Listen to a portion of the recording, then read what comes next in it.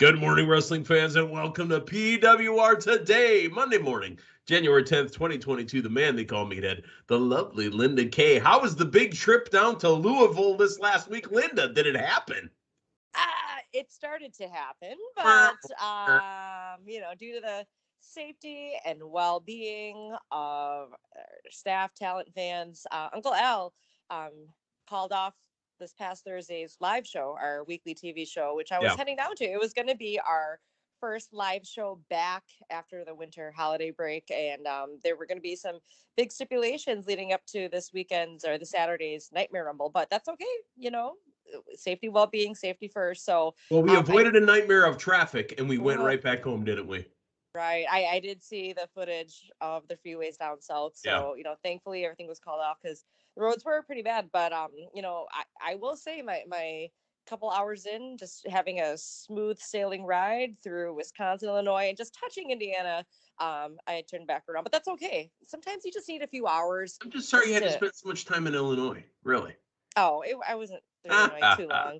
But I will say I was listening to PWR today on my way down, so I'm caught up with you and Matthew Thomas as well. So all in all, I did not make it to Louisville this week, but I will be back again this week. So we will, weather pending, but it looks good so far, we will have our live TV show this Thursday night on Fight TV, and then of course the big Nightmare Rumble this Saturday night, which our friend, former senior intern Cal, will be in the Nightmare Isn't he Rumble. the son of David the Popcorn Knight Hero? Yes, he is.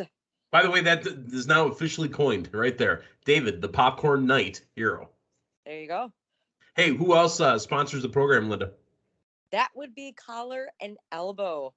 It is the new year. Get your fashions up to date, up to speed, refreshed, if you will, I guess. You can also hit the refresh button on your browser after going to collarandelbowbrand.com. Make sure to use promo code LindaK, LINDAKAY, to save yourself 10% off your order as well. That's fantastic. Hey, we've got a ton of wrestling from over the weekend that we got to get to. First off, we're going to jump ahead to last Saturday, and we're going to talk about the pay-per-view from Impact Wrestling, Hard to Kill. We'll just do a quick touch on the pay-per-view results. There was a mini invasion from Ring of Honor. They had the Ring of Honor World title defended there by Jonathan Gresham, but also multiple Ring of Honor talent showing up on the show. Mickie James defended her Impact Knockouts Championship against Deonna Purrazzo in a Texas Death Match Knockouts World Championship, the first ever women's Ultimate X match, so much more. But the reason I bring up Mickie James is really the only news bit that we have, and it's going to lead us right into SmackDown. Linda Kay, we've talked about the forbidden door that opened up between AEW and Impact Wrestling and New Japan Pro Wrestling and everything else. Is WWE allowing a forbidden door? On this previous SmackDown, Pat McAfee, during Charlotte Flair's announcement of the women in the Royal Rumble match for 2022, says that Mickie James will participate, and he specifically called her the Impact Wrestling Knockouts Champion. Is the forbidden door starting to open in WWE? Well, this past year, Tony Khan had that forbidden door wide open. Perhaps Nick Khan, maybe he's got more power, more influence within WWE. Perhaps he is now opening that forbidden door. I mean, it sure looks that way because, once they mentioned Mickie James making her return, I know it's just for the Royal Rumble, but I should say that is a huge deal. And as you just said, Pat McAfee specifically mentioning Impact Wrestling Women's Champion Mickie James. Now, as soon as I saw and heard that, and I'm sure it came to a lot of people's minds as well. The last time we heard or Phil, put Mickie James and WWE together, it was when she was released and that whole garbage bag incident. Yeah. So that wasn't really. Maybe she's coming back to just pick up her stuff. Maybe that's what it is. Maybe she forgot something. I don't know. But I mean, hey, you know what? That's actually very exciting news. I'm glad to have more Mickie James. And if there's, and whatever relationship that, she may have had with WWE, that parting didn't seem to go very well based off the whole, revealing of the their belongings, garbage bag stuff that we just Remember, talked the about. person that was in charge of that also was immediately released from the company. Right, that too. So, But honestly, maybe she left a pair of boots by. Hey, by the way, I know that we don't see each anymore, but can you come get your jacket? I mean, it's been sitting in my closet.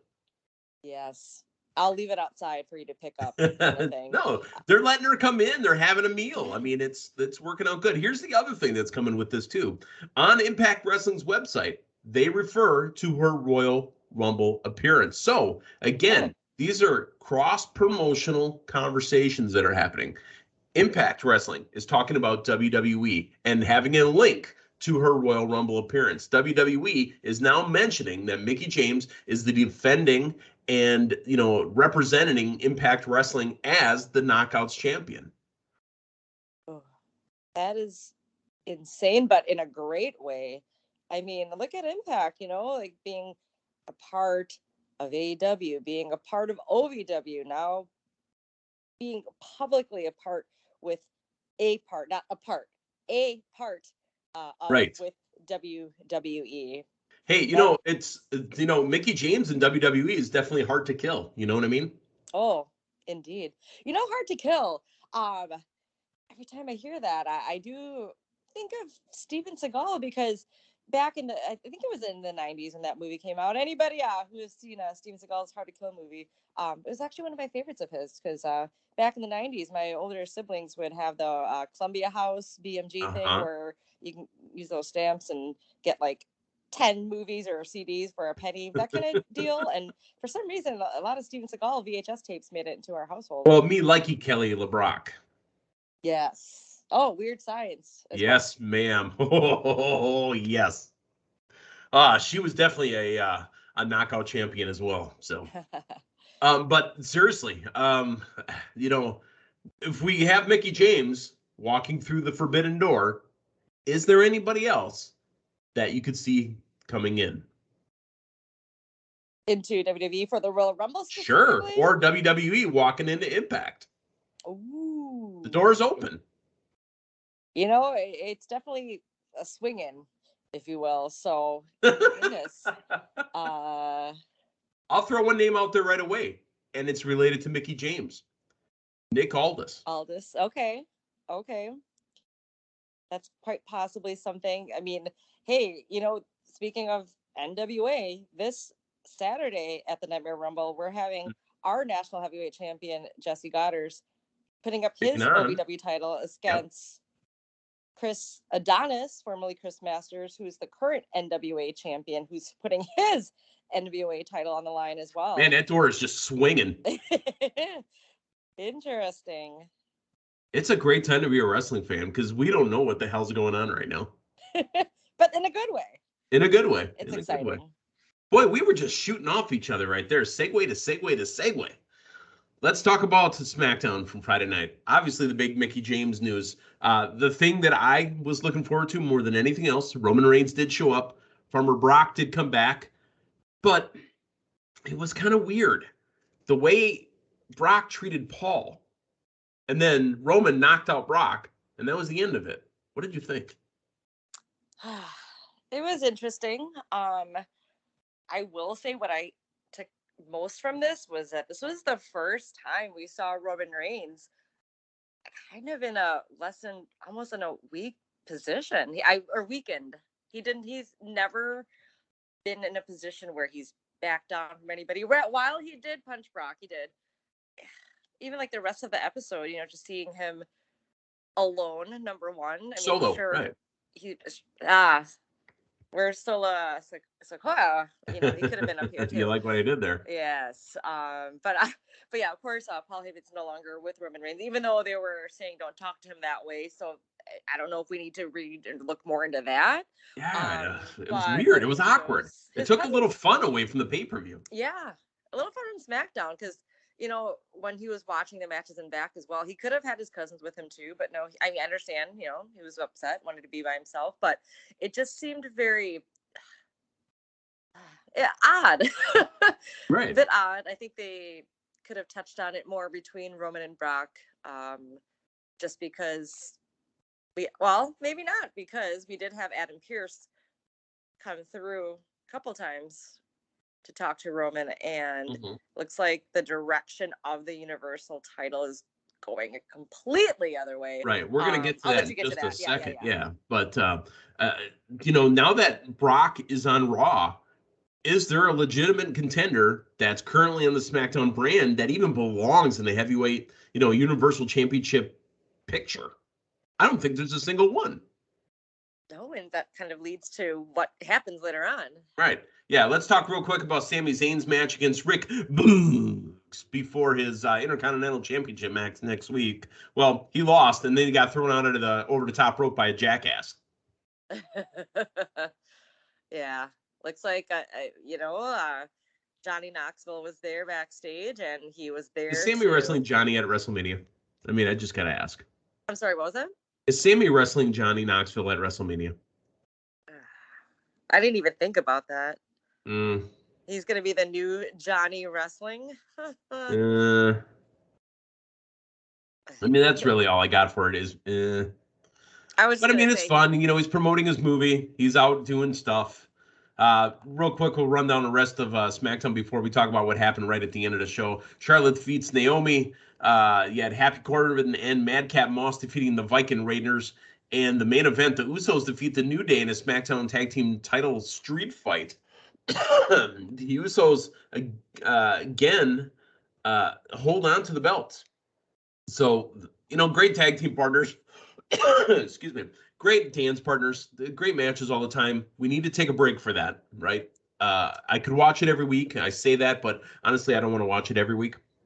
We got to take a break from the Usos in a New Day. We need something else. I was surprised that we got it again this past weekend again, because we had it a lot last month, and at day one I thought that would be and at least of this New Day Usos run, if you will. Yeah.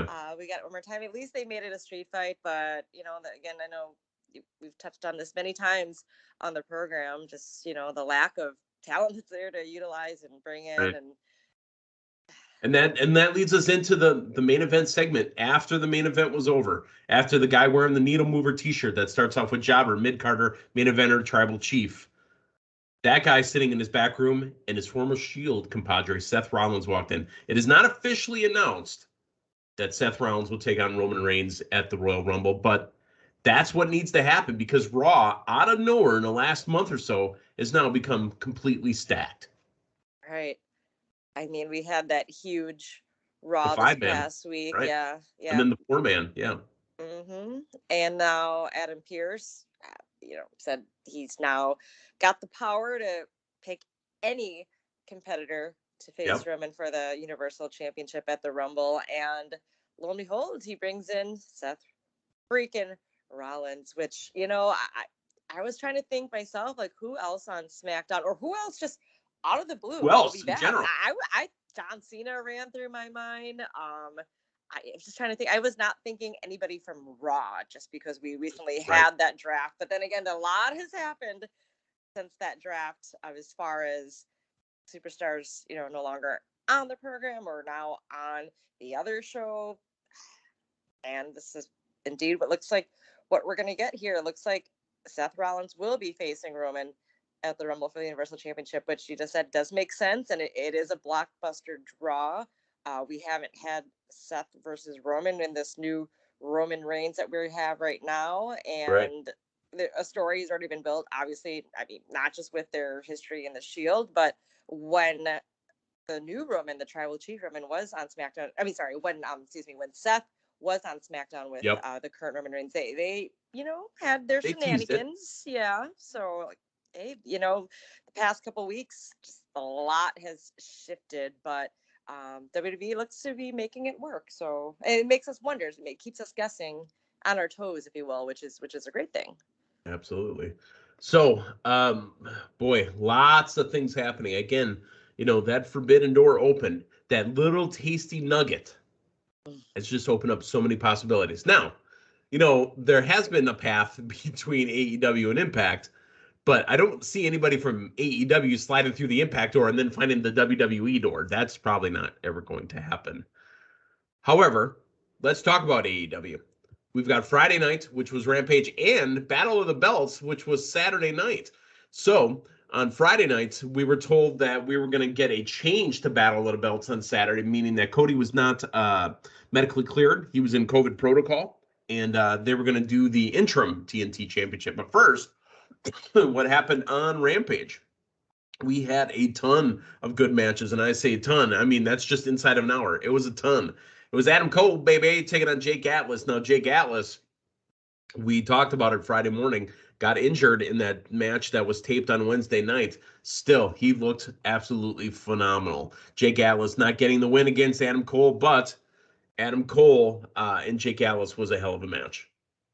Right. And I know you had mentioned that injury, so I was watching Rampage again, like, oh, is this going to be another gruesome injury? Like, I was just waiting for something, I was closely watching, but it looks like it happened to his knee, after the flip. So it wasn't too graphic, I guess, if that was what the injury was. And I hope he's okay. I mean, that sucks. Like, that was his big debut on the big show again. Did I say big show again? With AEW. Welcome to the big show. Hopefully he'll be all right and can be back. Yeah, I soon, think he's going to heal up. Debut. And the difference between AEW and WWE historically is that in WWE, that's a chance for your push to be gone, and you just don't get heard from again. In AEW, they seem to bring these guys back no matter what. Yeah. So hopefully we'll get Jake Atlas back and see what else he can do on AEW. I've got a question for you. Were you feeling a little weird when Andrade El Idolo said, "Hey, how much for your little kid? How much for the little boy?" That made me feel a little weird. Why does this little kid work for you, Sting? How much? Name your price. Well, we knew who he was talking about, though. I know, but it was just so weird. It made me think of the Blues Brothers. How much for the little girls? It was awkward. It was funny, but it was awkward. Mm-hmm. Hook and Aaron Solo. Linda, Matthew and I had this conversation. I want to hear your take on this. Matthew and I may have come to the conclusion Hook is the new Bill Goldberg. I did hear your conversation about that. We're joking, but we're serious at the same time because Hook is an organic people's choice. Hook is the man for the people. All right. I mean, it's going to be interesting how long this carries him and how long this winning streak will go. How many people he'll go through. Will he be able to plow through men much bigger in size? I was going to say, will he get farther up in the card? Because obviously nothing against Aaron Solo or the people he's wrestled, but I mean, he's wrestled the lower half of the card. Right. Is this, I mean, obviously his response seems to be louder and bigger than, say, oh my God, I'm brain freezing. Jade Cargill. Oh, Cargill. I was going to say, but you know how she's undefeated and how that TBS championship, you guys have mentioned pretty much built for her, created for her, or I think how it's just perfect for, her current, role and just rise in AEW. As far as he's Bill Goldberg, I mean, quite possibly. I mean, not Bill Goldberg's size, not. No, I don't mean that, but just as far as compared to the organic, exactly, organic crowd response to a competitor. I will say though, destroy and leave. Right. I will say though that the other beauty of the times of now is Hook being able to interact, on social media and have that other way to really get himself over more. Could you imagine Bill Goldberg tweeting in 1998? I can't. It's just not for me. Spear. Sorry, it wouldn't be for me. Different world. All right. Women's champion Dr. Britt Baker, DMD, and Jamie Hayter taking on Riho and Ruby Soho in the main event.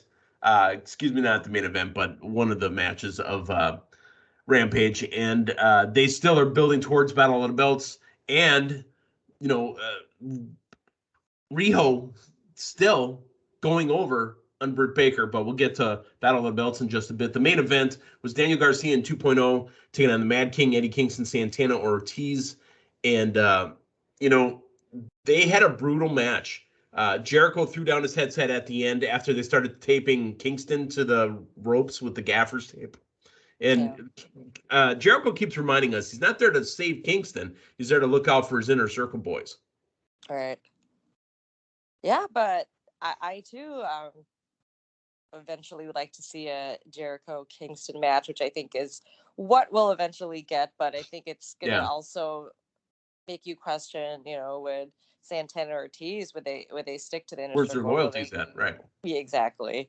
But I think this is a story that's slowly building, and I think that just thinking about timing here, perhaps this should come to it could go as far as into Revolution, right? No, that Revolution's in February.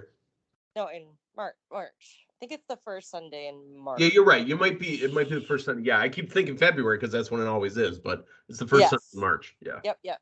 Perhaps what could be? Who knows? Let's talk about the Battle of the Belts now, because Cody Rhodes was in the COVID protocol. They were having an interim TNT champion. It took him a while because I kept wondering, how does this work? How does this work? How does this work? Not until later in the match did we really get this explained. The winner of this match becomes champion, interim champion, and once Cody clears, instant title unification that they have to wrestle Cody. I love this. Absolutely love it. So they also didn't mention this soon enough in the match.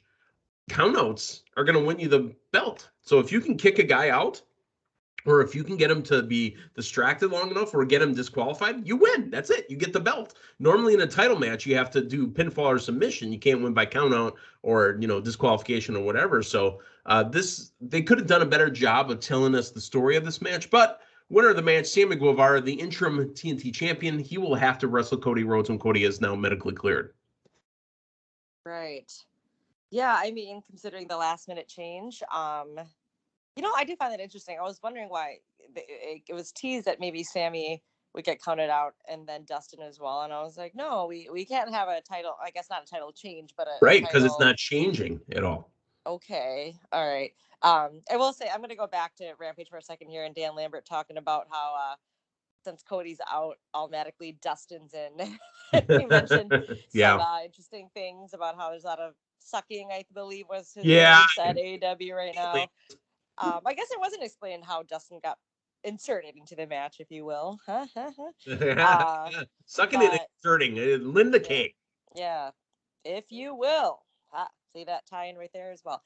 So we got a great match, though, I will say. I mean, that Canadian Destroyer on the table outside the ring, I thought it landed on Sammy's head. Maybe it did, but I was just like, oh. Great match between them. I liked the show of respect before and after the match as well, especially the whole situation between Sammy and Cody. I mean, they have a little feud right now, but I liked seeing how much Dustin and Sammy backed him. I enjoyed seeing that. I love Dustin Rhodes. And then it was interesting how then Daniel Garcia then hops right at the end, got up, kills that moment. Yeah, right. But that's okay. You know what? That means next week on Dynamite, he's going to put the interim TNT title on the line. So if Cody is gone for COVID protocol, I mean, assuming he's okay. Yeah. I mean, well, does that mean the following week Cody's back? They didn't quite say. I don't think they even mentioned it was COVID protocol. It's foggy, is what it is. There's not a date, right? So right now, Sammy has the choice to defend the interim TNT title against Daniel Garcia on Dynamite this coming Wednesday. But let's say Cody is clear of protocol. Cody could say, I want my match tonight, or I get it next week, or whatever. And then that's where it is. But if Daniel Garcia wins, then Cody gets his match against Daniel Garcia. Once TNT champions are clear, they will set that match, and they will unify the two belts. All right. Okay, speaking of belts, and one that hasn't been defended is since I think Brian Cage lost it, the FTW champion, Absolute Ricky Starks, took on Matt Sydal and defended the FTW title. Yes, we haven't seen much Ricky Starks in the ring. We haven't seen in quite a while either. That too. Yeah. So I'm sorry. What was that part? I said I miss Brian Cage. We need him out there. Yeah, I know you guys did touch on that a couple of weeks ago about where he's been, or will he be back soon, or. Yeah. Well, there's talk of how he was being used, but Ricky Starks wins that match. The main event of the Battle of the Belts live from Charlotte, the Bojangles Arena. Matthew Thomas promised me pictures of him eating Bojangles chicken via text message. I did not get those, but he showed me some casino machines that what the hell's is that race car guy's name that's fought for all the gas station casino machines in Virginia. I forget his name, but send me pictures of that. And what's that? I said Earnhardt. I don't know. No, that's just the first name that came to mind. Hermes Sadler. That's what I was thinking of.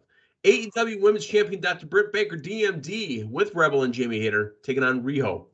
Now, the match ended with the way we thought it would. Britt Baker still champion. There's more heat between Jamie Hayter, Rebel, and Britt Baker. What's going on there? That's been leading up for a couple of weeks now. I don't know. At the very end, it seemed like things are okay, though.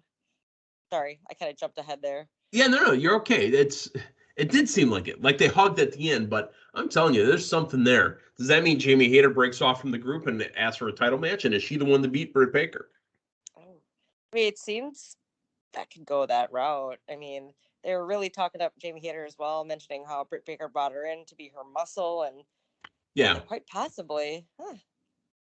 And they mentioned in commentary throughout the entire match how Rebel pretty much just does what Britt Baker asked. Jamie Hayter pushes back a little bit. So right, they sure did.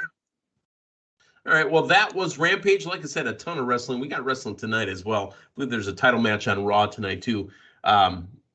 Tomorrow morning, we will talk everything Raw, any news that comes down the pipeline. Linda, I know that you listened to PWR today throughout the week, so you heard about all the releases. William Regal, Samoa Joe. I mean, everybody that got cut loose. So, for Linda Kay. Amanda called me. Sorry. Yep.